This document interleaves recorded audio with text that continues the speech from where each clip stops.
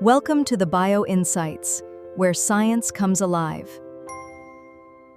I am incredibly excited to have you here today because we're going to dive into what is honestly a biological and economic thriller unfolding right under our noses. We are talking about antimicrobial resistance, or AMR. Now, I know that sounds like heavy science, but I promise you, by the end of this explainer, you're going to see everyday medicine in a completely different light. We are looking at a microscopic war that humanity is currently losing, and the massive market failure that actually let it happen. So, let's get into it. To truly understand where we're at, we have to look at where it all started.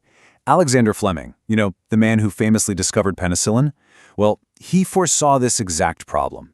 Back in 1945, he stood on the Nobel Prize stage and delivered this incredibly haunting warning. He explicitly warned us that if we misuse this new miracle drug, bacteria would adapt. He literally predicted that our medicine would educate the microbes to fight back. And sadly, 80 years later, his exact nightmare has absolutely come true. Because we didn't listen, we're now staring down a terrifying projection. Experts estimate that by the year 2050, superbugs, bacteria that completely resist our drugs, could kill up to 10 million people every single year globally.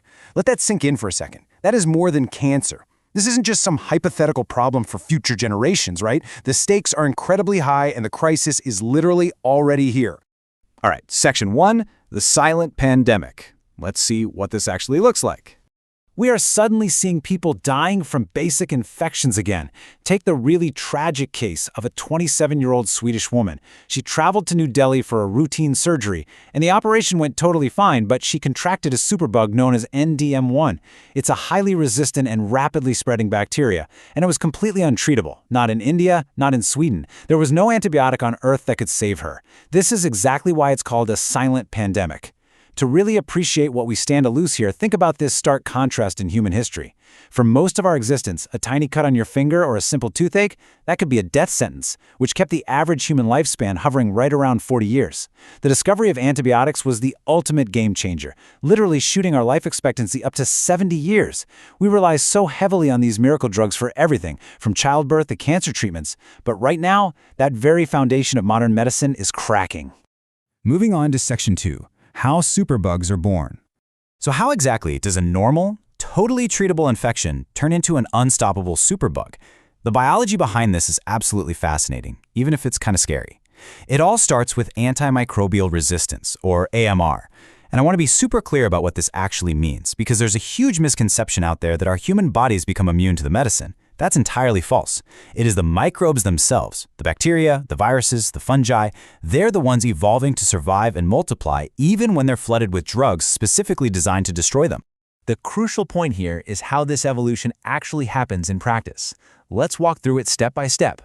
Say you take an antibiotic for a viral cold, which, by the way, it can't cure anyway, or you just stop taking your pills a few days early because you feel better.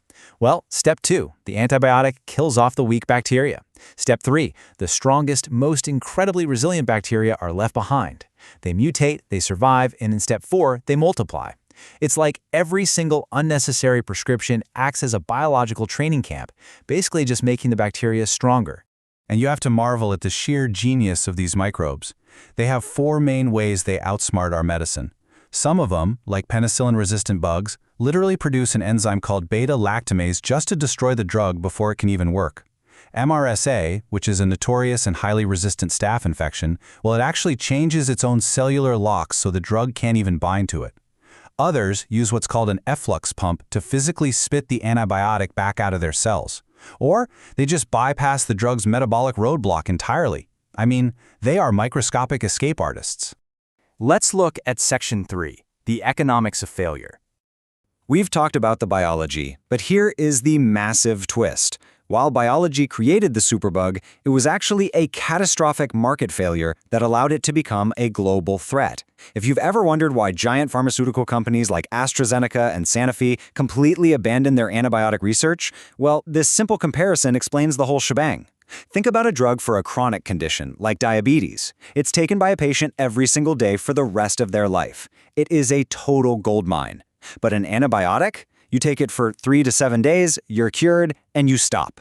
Plus, doctors actively try not to prescribe new antibiotics so they can protect them from resistance. So it's an industry where making a vastly better product means it actually gets used less. And the terrifying math behind all this? It costs upwards of $1 billion to develop a new antibiotic. Because they're used so sparingly, it takes a company about 23 years just to break even on that investment. But remember the biology we just talked about? Bacteria mutate so incredibly fast that an antibiotic typically becomes completely obsolete in about 20 years. So by the time the drug finally pays for itself, biology has already ruined its effectiveness. It's a losing game for these companies. Now for Section 4, India, the AMR capital. This is a deeply crucial part of our explainer because India currently sits at the very epicenter of this silent pandemic. It's simultaneously the pharmacy of the world, producing a massive chunk of our global generic drugs, and it's also the world's biggest consumer of them. A recent UN report revealed that a staggering 41% of all reported bloodstream infections are originating from just 3 countries, China, India, and Pakistan. The concentration of this crisis is heavily skewed, and understanding why gives us the exact blueprint for the global threat. In India, it's truly a perfect storm of environmental selection pressure. A mind-blowing 13 billion doses of antibiotics are consumed there annually. And many of these are just available over the counter, no prescription needed.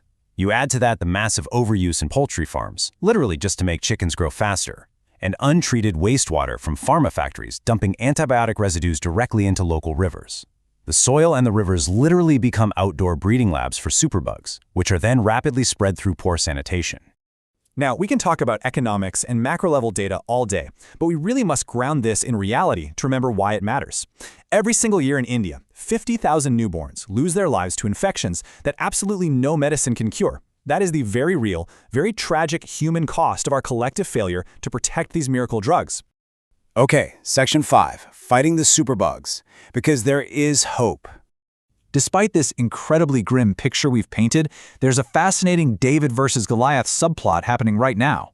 Currently, when your standard empirical treatments fail to show any improvement within 48 hours, doctors are forced to dig deep into their arsenal. They rely on heavy-hitter, last-line defense drugs. When things like MRSA or highly resistant bacteria families like CRE strike, doctors turn to extreme drugs like vancomycin or colistin. And for multi-drug resistant TB, they look to drugs like betaquilline. But the truly terrifying truth?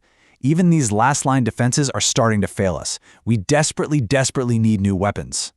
And this is where we get one of the greatest business stories in modern medicine.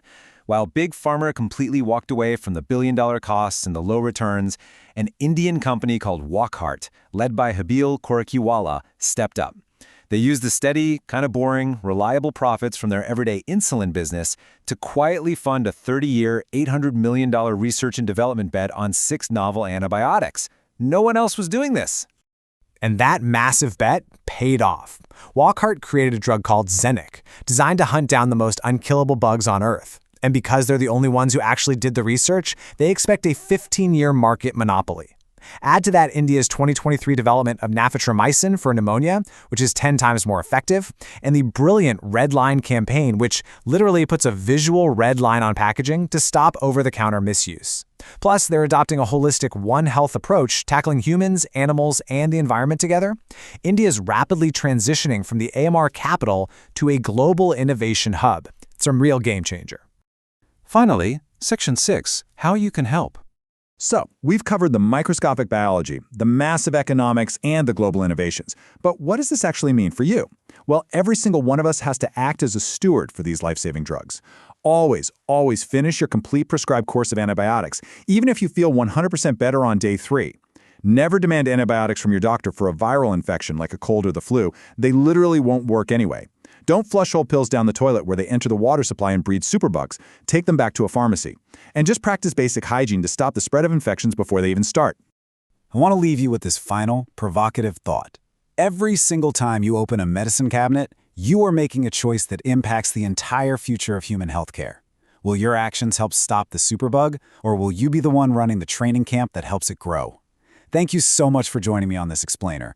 Stay curious, stay healthy, and I highly encourage you to share this absolutely vital information with someone you care about today.